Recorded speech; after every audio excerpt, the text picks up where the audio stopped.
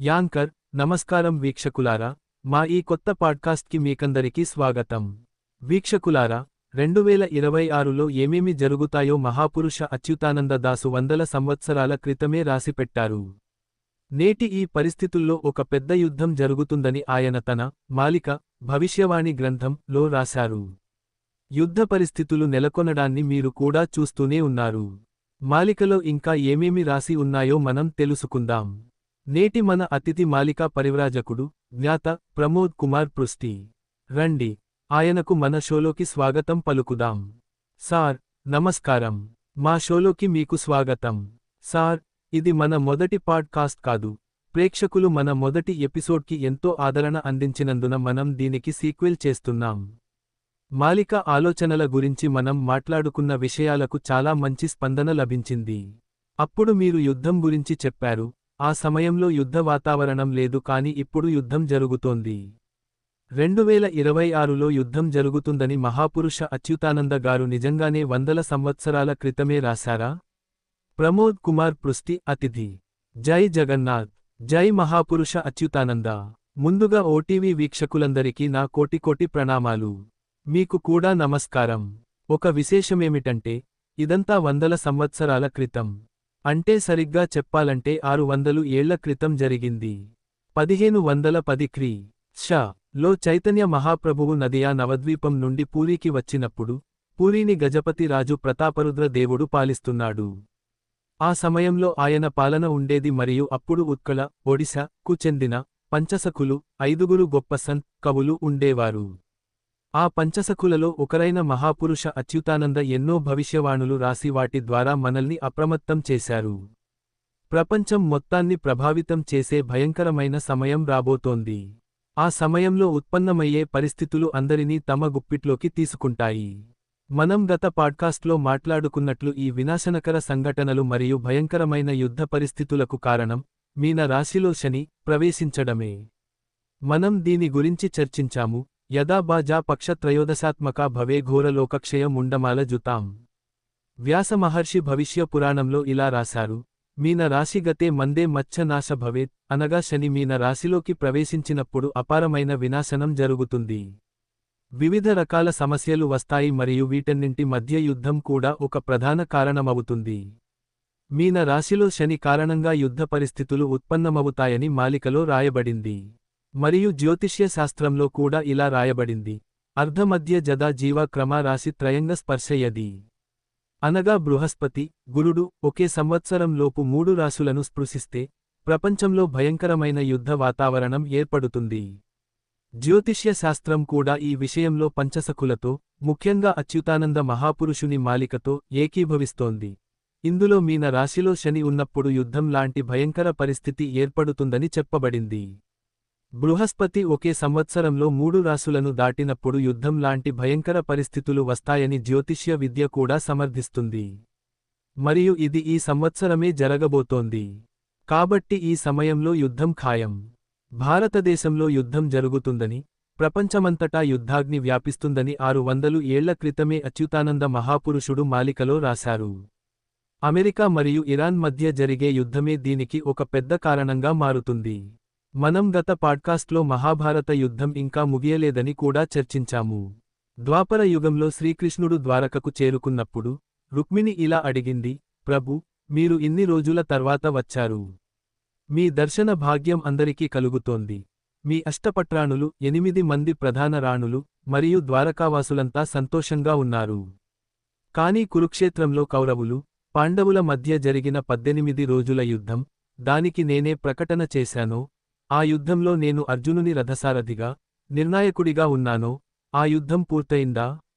భగవంతుడు ఇలా బదులిచ్చాడు: లేదు, యుద్ధం ఇంకా ముగియలేదు. భీష్ముడు, ద్రోణుడు, కర్ణుడు లాంటి గొప్ప మహారథులంతా యుద్ధంలో పాల్గొన్నారు, కానీ 18 రోజుల మహాభారత యుద్ధం ఇంకా పూర్తిగా ముగియలేదు. రుక్మిణి, మీరు అలా ఎలా చెప్పగలరు? యుద్ధం ముగియలేదా? మీరు మహాభారత యుద్ధంలో పాల్గొన్నారు, మహారథుల తలలు మొండెం నుండి వేరు కాలేదా? అని అడిగింది. ముందుగా భీష్మ పితామహుడు సేనాధిపతిగా 9 రోజులు యుద్ధం చేశాడని మహాపురుష అచ్యుతానంద రాశారు. భీష్ముని తర్వాత అర్జునుని బాణాలకు ఆయన శరశయ్యపై ఒరిగాడు. ఆ తర్వాత సేనాధిపతి ఎవరయ్యారు అని అచ్యుతానందుడు రాస్తూ పంచదివస సజే ద్రోణకళా మహారణ అనగా ద్రోణాచార్యుడు 5 రోజులు సేనాధిపతిగా యుద్ధం చేశాడు. భీష్ముని 9, ద్రోణుని 5, మొత్తం 14 రోజులు యుద్ధం జరిగింది.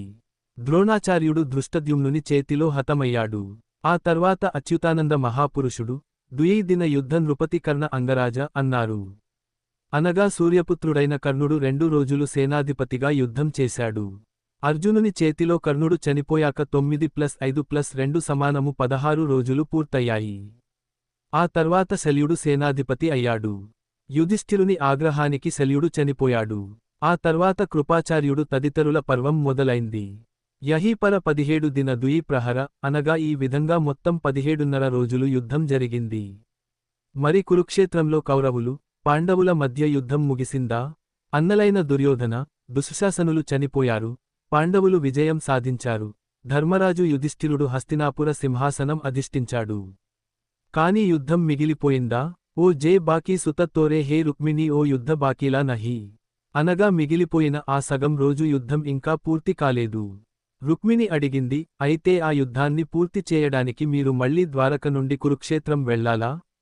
ప్రభువు చెప్పాడు, లేదు, నేను ద్వారక లేదా కురుక్షేత్రం వెళ్లాల్సిన అవసరం లేదు. ఆ మిగిలిన యుద్ధం కలియుగంలో పూర్తవుతుంది. అది కూడా భారతదేశంలోనే జరుగుతుంది. కురుక్షేత్ర యుద్ధం కలియుగంలో ముగుస్తుంది. రుక్మిణి అడిగింది, ప్రభు, కలియుగం ఎప్పుడు అంతమవుతుంది?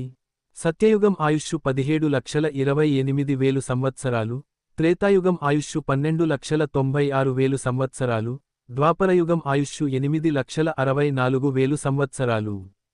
మరి కలియుగం ఆయుష్షు ఎంత? అచ్యుతానంద మహాపురుషుడు రాశారు, 4,00,000 బస సహస్ర కలియుగ అయు. అనగా కలియుగం మొత్తం ఆయుష్షు 4,32,000 సంవత్సరాలు. కానీ కలియుగం కేవలం 432 సంవత్సరాల పాటు మాత్రమే తన పూర్తి రూపంలో, పాప ప్రభావంతో ఉంటుందని భగవంతుడు చెప్పాడు. ఆ సమయంలోనే మహాభారతంలో మిగిలిపోయిన యుద్ధం జరుగుతుంది. అచ్యుతానంద మహాపురుషుడు అరఖిత గీత లేదా రుక్మిణీ గీత లో ఈ మహాభారత శేష యుద్ధం భారతదేశంలోనే జరుగుతుందని, అది మీన రాశిలో శని ఉన్న సమయంలో జరుగుతుందని రాశారు. మీన రాశిలో శని ప్రతి 30 సంవత్సరాలకు వస్తుంది. మరి ఏ మీన శని సమయంలో ఈ మహాభారత యుద్ధం జరుగుతుంది? అచ్యుతానంద మహాపురుషుడు శివకల్ప నవఖండ నిర్ఘంటు లో ఇలా రాశారు, మీన శని గురువార రే పబ ఏహి అంక ధ్రువ. అనగా మీన రాశిలో శని మరియు గురువారం సంయోగం జరిగినప్పుడు, మరియు మిథున మాసంలో 13 రోజుల పక్షం వచ్చినప్పుడు ఈ యుద్ధం జరుగుతుంది. ప్రస్తుతం జరుగుతున్న యుద్ధం సాధారణ యుద్ధం కాదు. ఇది 3వ మహాయుద్ధం, మహాసమరం.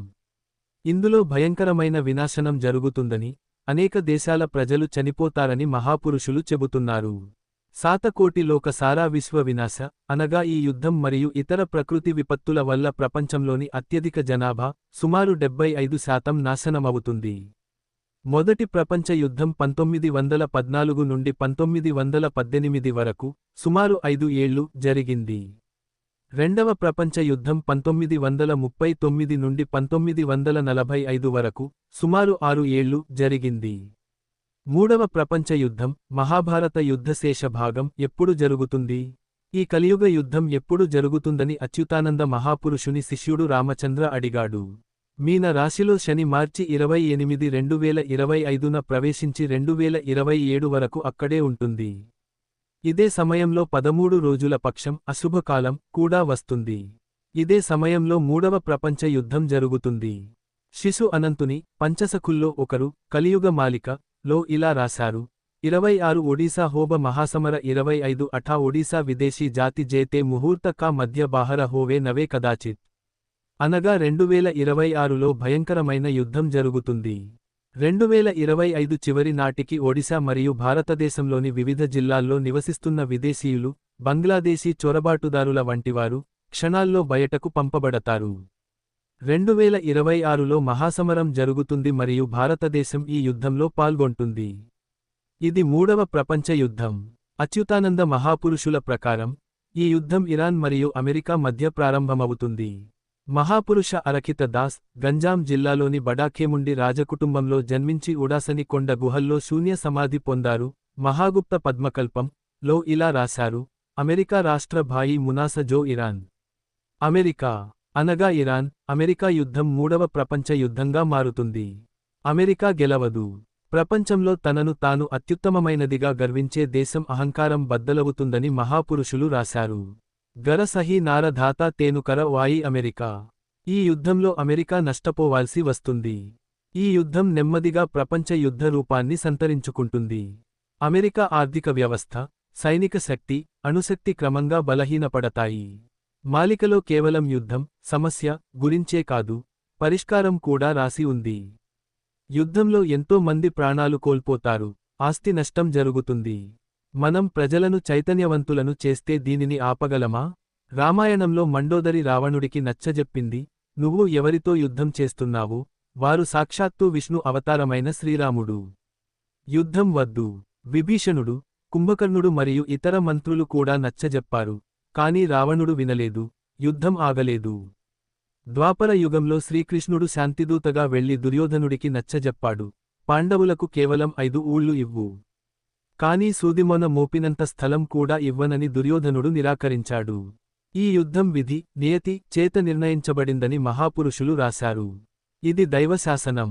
చెడ్డ సమయం తర్వాత అభివృద్ధి కోసం వినాశనం అవసరం.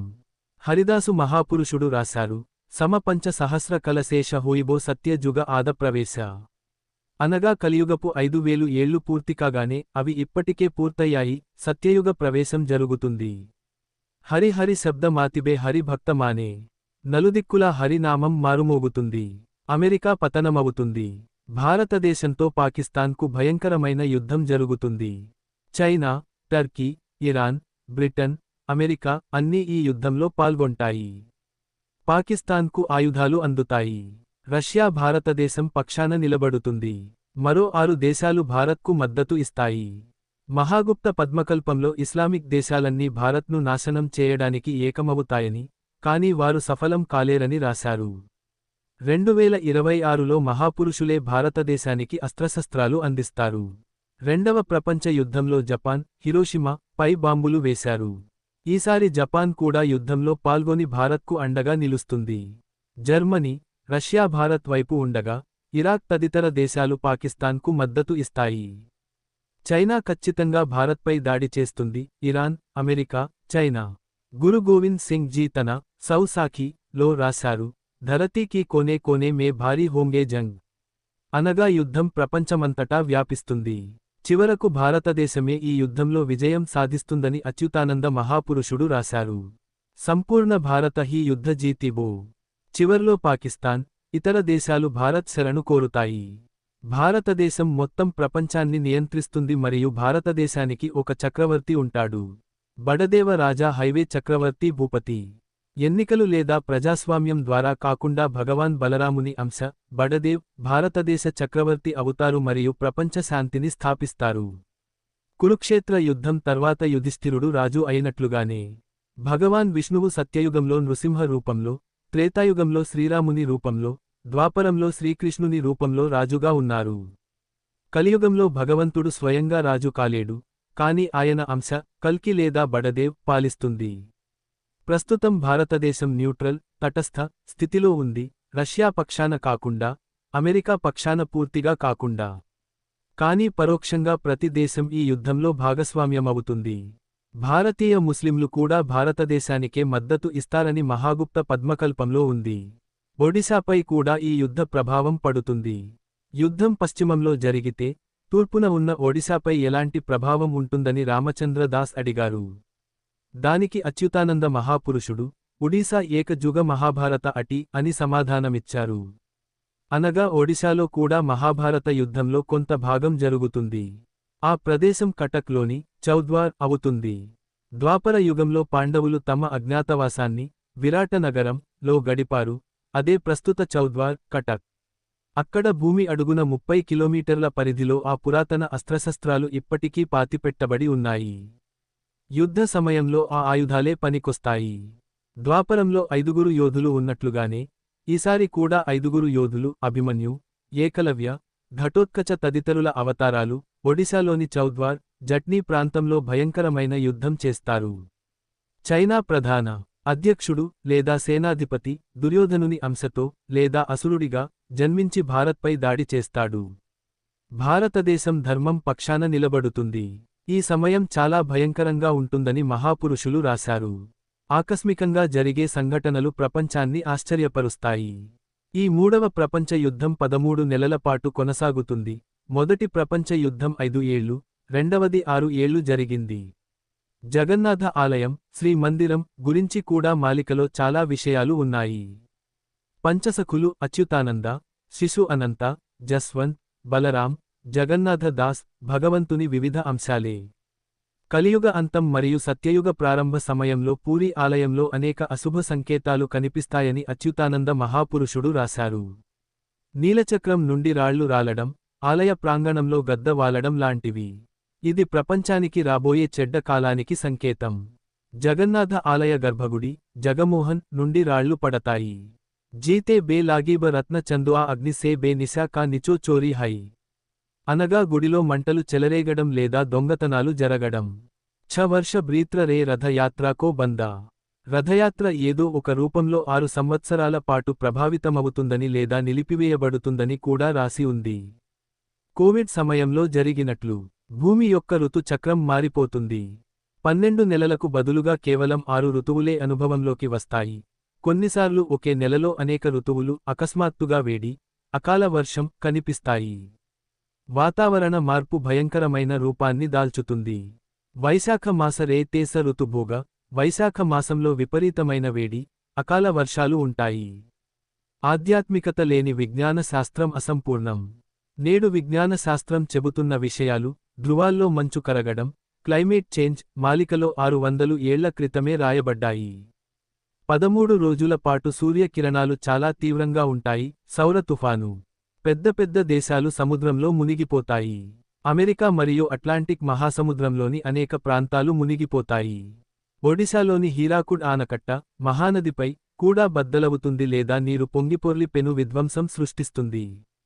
హీరాకుద సభ హీరాకుద ఒడిశా జా సమాధాన ధబ. సమాజంలో కుటుంబ విలువలు నశించిపోతాయి. అన్నదమ్ములు ఒకరికొకరు సాయం చేసుకోరు.